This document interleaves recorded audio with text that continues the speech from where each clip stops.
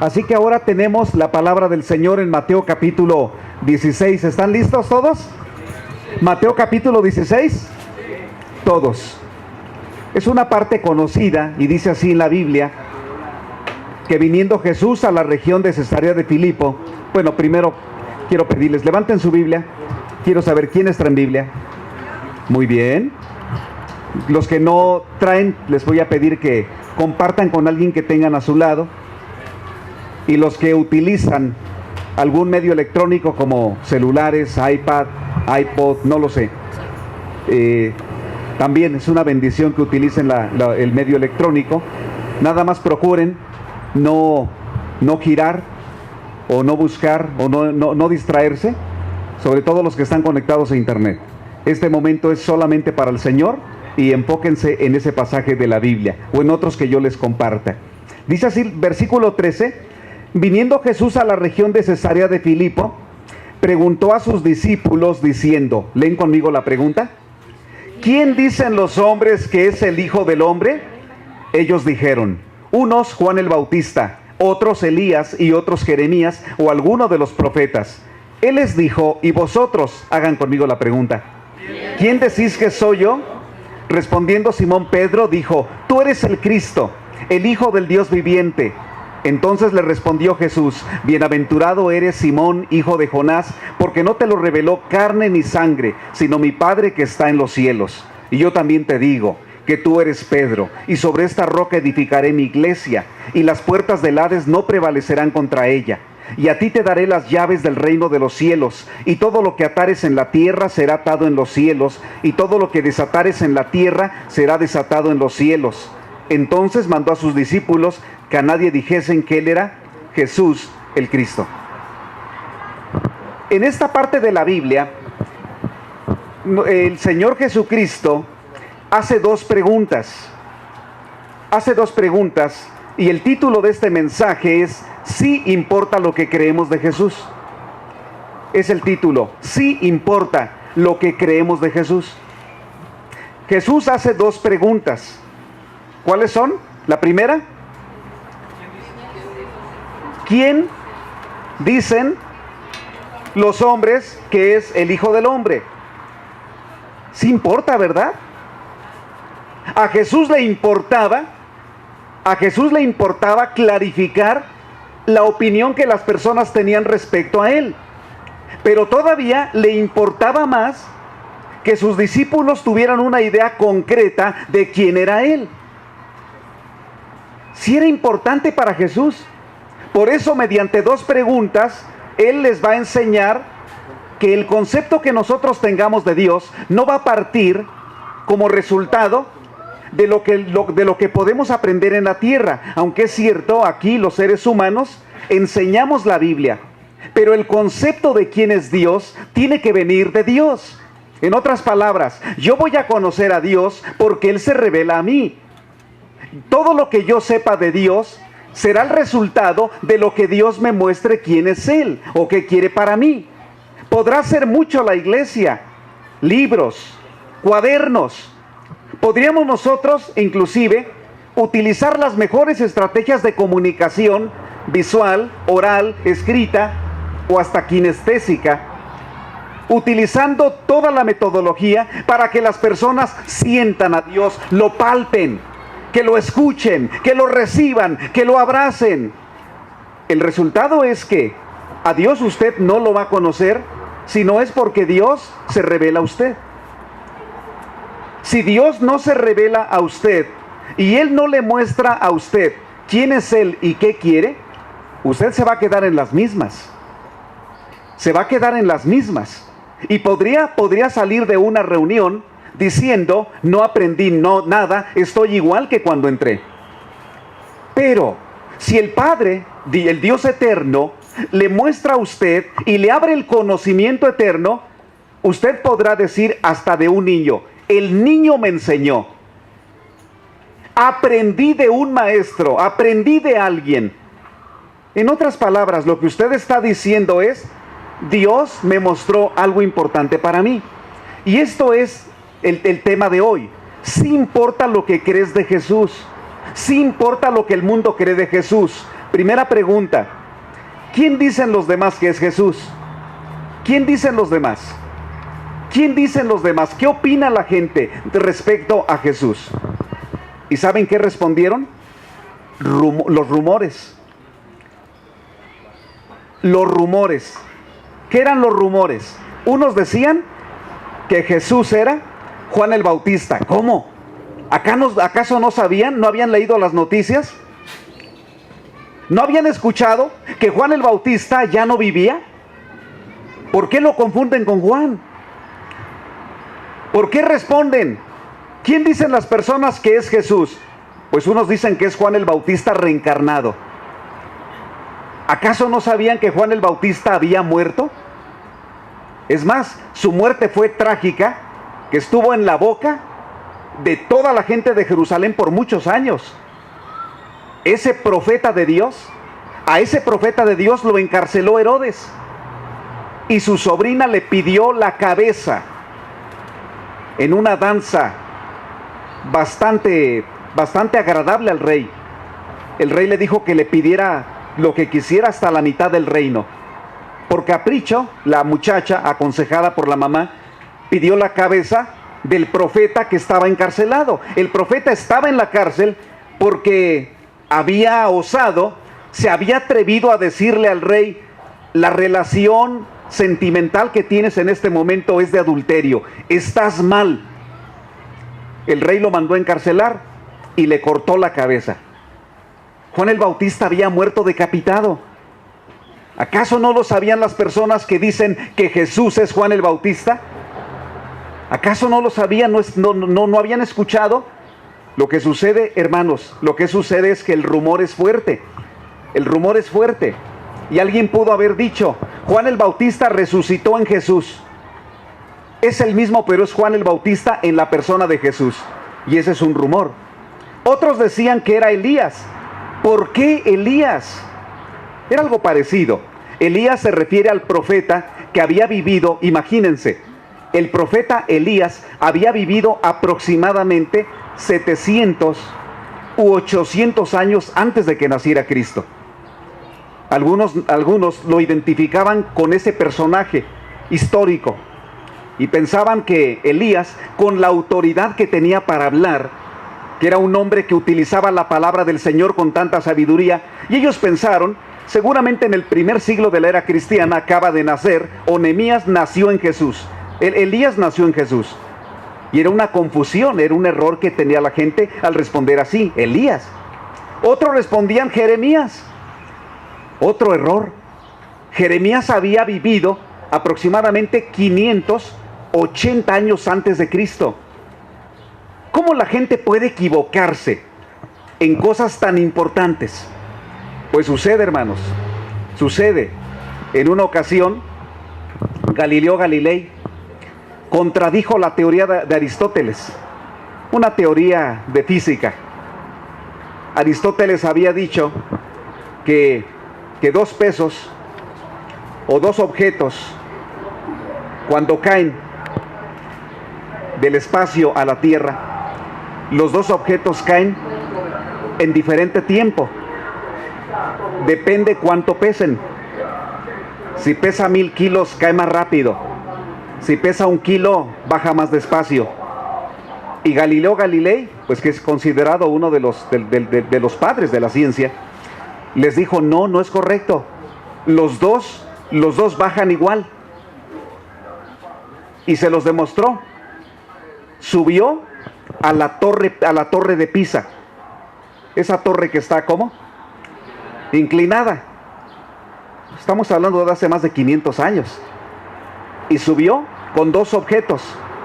Aproximadamente uno pesaba 4 kilos. 4 kilos y medio. Sería como un galón de leche, ¿no? Bueno, 3.8 el galón de leche. Y el otro objeto pesaba 1 kilo. Subió a los científicos que creían la teoría de Aristóteles. Y él les trató de demostrar que no era así. Subieron a la parte inclinada de la torre y desde allí lanzó los dos objetos. ¿Cuál llegó primero? ¿El de 4 kilos y medio o el de 1 kilo? llegaron juntos. Llegaron igual. Y él allí les demostró esa teoría, o una nueva teoría. La gente que estaba allí junto a Galilei, no le creyó. Y dijeron: no es cierto, nos hiciste un truco. No lo creemos. Y así sucede con personas que, teniendo enfrente garantías, no lo creen. ¿Saben ustedes cuántas personas no han creído lo que dice la Biblia? Posiblemente, guárdenlos por allá, posiblemente porque dicen: bueno, hay algunas historias de la Biblia que qué barbaridad, que historias. ¿A quién se le ocurre que un pez o un gran pez traga a una persona? ¿Cómo se llamaba ese hombre? Jonás. ¿Por cuántos días? 3 días y 3 noches, y luego lo escupe vivo. ¡Qué fábula, qué leyenda, qué cuento! Algunos piensan que esa es una teoría, simplemente una hipótesis. Algunos inclusive dudan de ciertos hechos que encontramos en la Biblia, como el diluvio. En 40 días y 40 noches llueve sobre la tierra, y el agua sube por arriba del monte Ararat, o que es la parte más alta de la tierra, cubre las últimas montañas, aproximadamente dice que como unos 15 metros, todavía el agua subió, y solamente se salvaron ¿cuántas personas? 8, en un arca.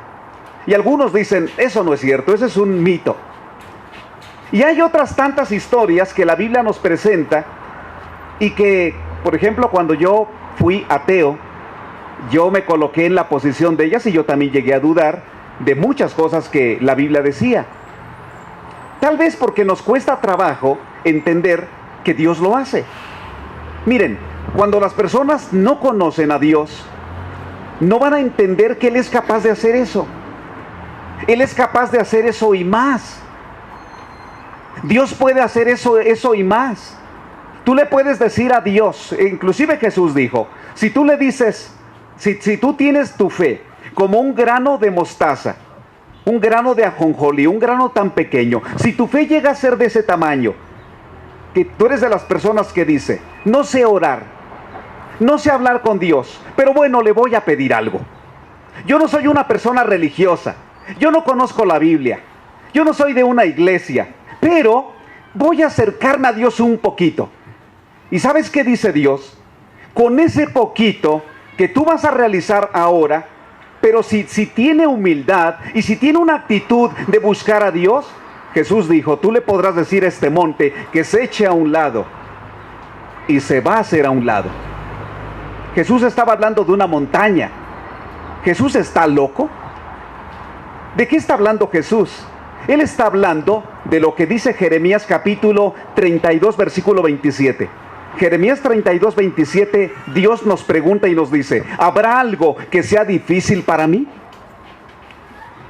Y yo le respondería a Dios, hoy que lo conozco, y yo le diría: ¿qué? ¿Hay algo difícil para Dios? No. No. En ningún terreno, ni en el científico, en el académico. Cuando Ana pedía que oremos por su niño, pues ya habíamos orado por él. Él fue hospitalizado la semana pasada, una moto lo aventó. Ustedes recuerdan ese testimonio de ellos. Llegó al hospital, les dieron un pronóstico de que tenía fractura, y luego que tenía una fractura en la cadera. Y empezaron a buscar aparatos. Empezamos nosotros a orar y a poner en manos de Dios a Edgar y la fe de sus padres. Y ellos reciben la noticia que no hay una fractura. Es más, lo dieron de alta. Y es más, estaba aquí el domingo pasado, el niño. ¿Cómo que Dios no hace las cosas? Pero hay algunos que dicen: ¿y por qué a mí Dios no me ha contestado? ¿Y por qué a mí Dios no me ha ayudado? ¿Por qué Dios a mí no me respondió? ¿Por qué hay tantas cosas que Dios a mí no me ha contestado? Y yo entiendo que hay muchas cosas que Dios no nos ha respondido, Y nosotros deberíamos ser humildes para preguntarle, ¿por qué no me has contestado? ¿Qué propósito tienes al negarme algo, Señor? ¿O qué plan tienes con que yo esté esperando algo? Y no deberíamos tener una actitud de enojo contra Dios, una actitud de no quiero saber nada de Él no me contesta, Dios es bueno para algunos, es malo para otros como yo. No deberíamos llegar a esa conclusión, porque estaríamos igual que las personas cuando Jesús pregunta, ¿quién dicen los hombres que soy? Y las respuestas que ellos dan son respuestas tan superficiales, incorrectas. Reprobaría el examen cualquiera de ellos. Reprobaría el examen. Y no sé cuántas veces nosotros respondemos cosas así. Ahora Jesús hace la siguiente pregunta. Mateo capítulo 16. ¿Listos? Versículo número 15. ¿Qué dice? Él les dijo, ¿y vosotros? ¿Quién decís que soy yo? Eso piensa la gente. Y están equivocados, Jesús les dice. Eso piensan ellos. Eso así piensan. Es su criterio.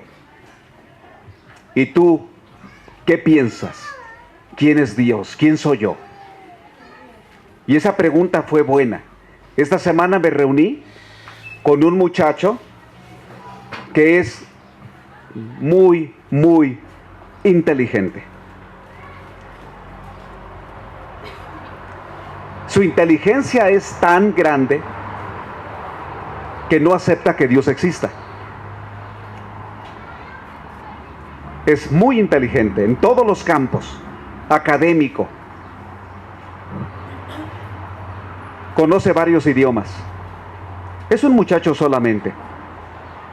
Cuando yo le pregunto a él, ¿quién es Dios para él? Se ríe.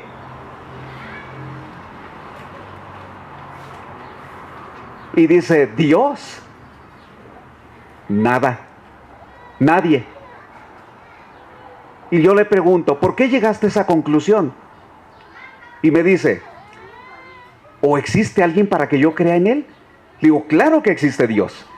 Y entramos entonces en una conversación y yo cada vez me pongo más triste y más triste, porque no es posible que mi Padre Celestial, en la mente de una persona tan inteligente, no pueda Él existir. Que Él acepta muchas teorías que científicamente no están comprobadas. Pero no acepta aquello que no necesita comprobarse, que se tiene que aceptar por fe. Ahora, déjenme decirles esto. La vida de este muchacho, y él me lo dijo, por eso quiso hablar conmigo, es un total fracaso. En el campo de la investigación, en el campo, no hablemos de fe, no hablemos de moralidad, no hablemos de familia, no hablemos de tranquilidad, no hablemos de esas cosas que son personales. En todo lo demás, él es una persona exitosa. Pero él tuvo la confianza para decirme, interiormente, mi vida es un fracaso, es un desastre. Y entonces yo le dije, ¿no será que te hace falta Dios? Y dijo, yo sabía que por allí ibas a entrar, pero no me hace falta Dios. Entonces, ¿cómo pretendes resolver esos problemas internos que tú tienes? Y me dice, todos los que somos inteligentes, médicos, científicos, no han creído en Dios y todos han terminado divorciados, locos, enfermos. Y él dice, es porque nuestra cabeza llega a un punto donde ya no puede nuestra cabeza funcionar, pero no es porque nos haga falta Dios. Y le conté la historia de Lee Wallace. Y le dije, pues deberías saber que el escritor de la película, Ben-Hur, era un hombre ateo.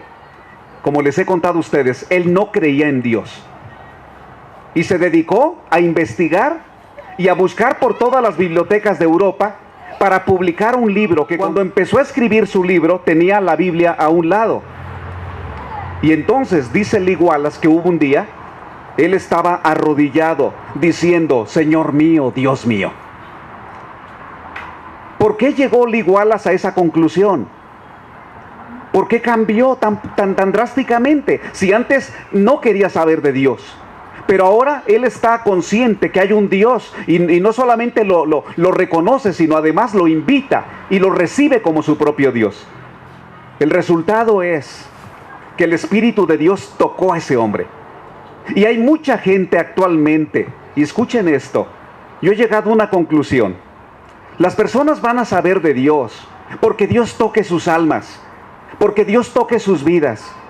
Ustedes pueden esforzarse por tratar de convencer a un amigo, tratar de convencer a sus hijos. Ustedes pueden esforzarse inclusive por meter la verdad de Dios a fuerzas o a golpes.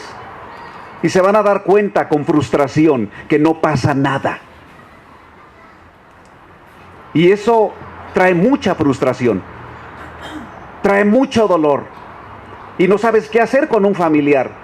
Ya le has hablado, le has dicho tantas cosas, y parece que lo espiritual simplemente para él no funciona, no existe. ¿Qué vas a hacer con alguien así? Lo que necesitamos es la respuesta que Pedro dio. Versículo 16. Respondiendo Simón Pedro, ¿qué dijo? Tú eres el Cristo, el Hijo del Dios viviente. Entonces respondió Jesús, bienaventurado eres Simón, hijo de Jonás, ¿por qué? No te lo reveló carne ni sangre, sino mi Padre que está en los cielos. ¿Por qué respondió Pedro de forma diferente a los demás? ¿A qué se debió que su respuesta fue rotundamente positiva, rotundamente perfecta la respuesta? ¿A qué se debió? ¿Quién le sopló? ¿Otro de los apóstoles? No, él era el más, entre comillas, humanamente el más listo de los 12. Pero esta vez Jesús rápido aclaró, bienaventurado eres Simón. ¿Saben ustedes que las personas somos felices por lo que creemos? La palabra bienaventurado es una palabra doble. Y su raíz significa alguien que es doblemente feliz. Doblemente feliz. La primera felicidad, la que encontramos en la tierra. Pero la segunda felicidad, la que el Padre Celestial nos da por encima de la primera. Cuando Jesús dice bienaventurado, le está diciendo que las personas somos felices por lo que creemos. Por eso mi amigo con el que me reuní esta semana dice, mi vida es un desastre. ¿Por qué? Porque él no tiene ubicadas correctamente sus creencias. Él no cree en Dios. Por tanto, no aceptaría que Dios lo pueda ayudar. Y por tanto, no va a pedir su ayuda. Muy pocas veces yo no oro por una persona cuando me reúno con ella. Por ejemplo, cuando he platicado con ustedes, procuro terminar con una oración. Con él no pude terminar con una oración. Él trataba de que no tocáramos lo religioso. Pero de verdad, es imposible no tocar los asuntos espirituales. Es imposible no hablar de Dios. Cuando uno se da cuenta que esa persona tiene esa necesidad de Dios. Y por eso nos esforzamos y hablamos de Dios. Jesús le dijo a Simón que era bienaventurado por la declaración que había hecho. Y sé que muchas veces nosotros buscamos la felicidad no en lo que creemos, sino en lo que poseemos, en las cosas, en las personas, en los recursos financieros, en los logros personales. Y finalmente nos vamos a dar cuenta que las personas más exitosas no son las que han conseguido un logro o los que han llegado a una meta. Las personas más exitosas son aquellas las que tienen una creencia definida, una convicción, y que cuando aún están en los peores tiempos de escasez, de prueba, de dolor, de angustia, se mantienen íntegros, siguen confiando en Dios, Su fe está firme, como si nada estuviera pasando alrededor de ellos. Tú los puedes hablar, tú los puedes escuchar, y ellos te dicen, mi enfermedad tiene un propósito de Dios. Y cuando tú escuchas eso, te quedas impresionado, porque tú esperarías que una persona enferma esté amargada, quejándose de todo mundo, culpando a todo mundo. Pero resulta que esa persona está diciendo, Dios tiene un plan, y Él me va a sanar, y Dios tiene un propósito, y Él no me suelta, Dios no me deja. ¿Qué son esas cosas? Son declaraciones, son convicciones de fe. Y eso es lo que nosotros necesitamos tener en la vida. Convicciones, fe. Y Jesús le dice que eso no viene de Pedro. Versículo 17, bienaventurado eres Simón, hijo de Jonás. ¿Por qué? Porque no te lo reveló carne ni sangre, sino mi Padre que está en los cielos. ¿De dónde vino la respuesta? Del Padre. ¿De dónde van a venir tus convicciones? ¿De dónde van a venir tus declaraciones? ¿De dónde va a proceder? ¿De dónde va a proceder lo que tú necesitas? Del Padre. Del Padre. Las personas felices son aquellas que tienen convicciones inamovibles y pueden decir, Dios me ha dicho esto. Porque su palabra lo dice, ¿verdad? Dios me ha enseñado esto. Dios me ha mostrado esto. ¿Qué son las alabanzas? Convicciones de fe. ¿Por qué tenemos grupos transformados los domingos a las 10 de la mañana? Porque estamos buscando crecer en convicciones. Y todo esto proviene de Dios. No es el esfuerzo de nosotros. Dios no está buscando personas inteligentes. Dios está buscando personas nobles. Él está buscando personas que posiblemente se consideran viles, inmundas, que no merecen a Dios. Primera de Corintios capítulo 1 dice Pablo, y capítulo 2, que Dios escogió a lo necio del mundo para avergonzar a lo fuerte. Si tú te has llegado a considerar a alguien que tiene vileza, que no es digno de Dios, Dios te busca y Él te llama y Él te atrae, porque Él quiere revelarnos cosas importantes. Cuando nació esta iglesia, Dios reveló, Dios nos mostró que comenzáramos una iglesia. Años atrás mi esposa y yo habíamos hablado. Estábamos pastoreando en la iglesia bautista Getsemaní. Allí estuvimos por muchos años. Pero llegó el momento, hablamos con Dios y el Señor nos mostró a mi esposa y a mí, puso nuestro corazón, leímos en su palabra y puso la convicción de que empezáramos una nueva iglesia. No sabíamos dónde ni cómo, y lo que hicimos fue utilizar lo que teníamos, nuestra casa. Invitamos a nuestros amigos. ¿Te acuerdas, Armando y Amalia? Ustedes fueron de los primeros en llegar.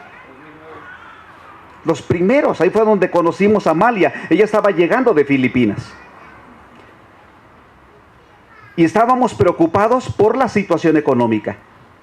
Y en un viaje que realicé a Mascota, Jalisco, en el camino por Ameca, Dios empieza a colocar en mi mente Hebreos 11:6, pero de una forma así fuerte. Hebreos 11:6. Me detengo muy cerca de Atenguillo, los que conocen esa zona. Paro mi camioneta. Veo con detalle en la Biblia Hebreos 11:6. Ya tenía idea de qué trataba, pero quería leerlo una vez más. Y entonces empiezo a leer que Dios quiere que yo me mueva por fe. Dice la Biblia, pero sin fe es imposible agradar a Dios. Porque el que se acerca a Dios debe creer que le hay y que es galardonador de los que le buscan. Ese día yo hice un pacto con Dios y le dije: Señor, vamos a comenzar la comunidad cristiana de gracia y amor, aunque todavía no teníamos el nombre, pero vamos a comenzar una iglesia con tu bendición. ¿Se acuerdan Diego y Ale? Ustedes fueron los primeros. Y ustedes saben, ¿cómo? Que en un principio nos llamábamos AAA, como lucha libre. Pero era porque teníamos 3 propósitos: amistad, actitudes y apoyo. ¿Se acuerdan? Y estábamos reunidos en una casa. Y Dios nos empezó a dar crecimiento. Y algunos de ustedes fueron llegando en el camino. Después nos fuimos a rentar, ¿recuerdas, Mini? Haber conocido a Mini fue importante. Dios la puso en nuestro camino. Nos fuimos a un kinder que ellos sostenían. Luego nos fuimos a otro kinder. Después antes a varios lugares, incluyendo el negocio de ustedes. Y nos fuimos acá. El último lugar donde estuvimos, la Avenida Guadalupe. Y aquí tenemos casi 2 meses. ¿Y saben qué? Yo he visto muchos cambios en las vidas de ustedes. Otoniel y Mónica, cómo el Señor trabajó en sus vidas. ¿Verdad? Ricardo y Nancy. Y cuando hablo de que Dios trabajó en sus vidas, es lo que dice allí en el versículo número 17. Bienaventurado eres, Simón, hijo de Jonás, porque no te lo reveló carne ni sangre. Dios es el que está haciendo las cosas. No es carne ni sangre, no depende de las personas. Esta mañana adoramos a Dios, solo con Otoniel tocando, con Mónica cantando y con Armando tocando el cajón acústico. Es todo el equipo. Pero estamos adorando al Señor. Tenemos un bajo, un instrumento bajo. Está listo para ser tocado. Lo compramos hace tiempo. Los niños tienen que prepararse. Ya hablé con Jesús. Jesús me dijo, él sabe tocar varios instrumentos. Pero es porque Dios nos lo está mostrando. Empezamos una campaña en enero y era porque Dios puso en nuestro corazón comenzar una campaña que fue de testimonio y de bendición. ¿Saben cuántas cosas nosotros queremos hacer en esta iglesia? Todas las que Dios nos diga.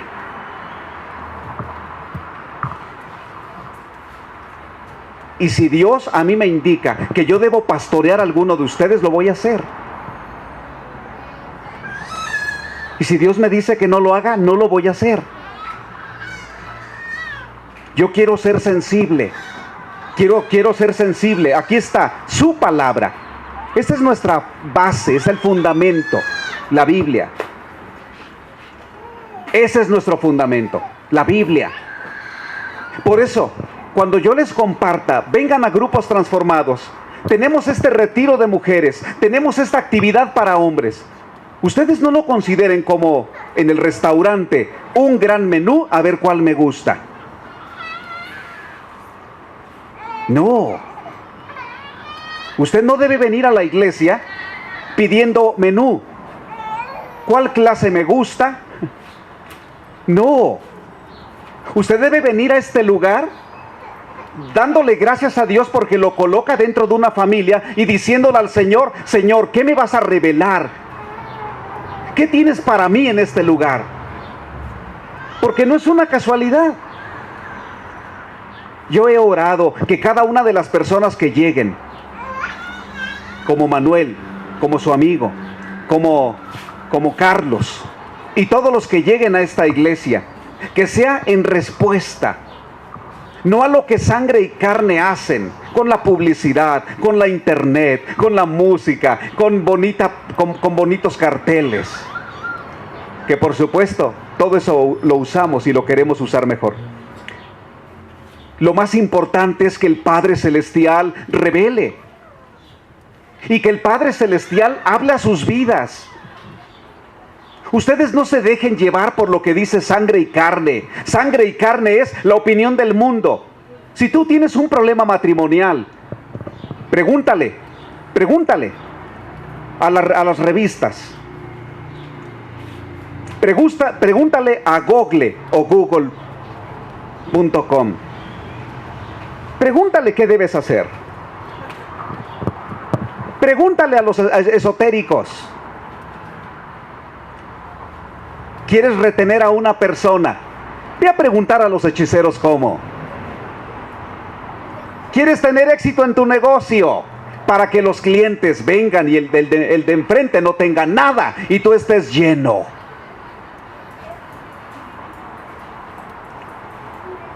¿Cuánta gente está haciendo algo así?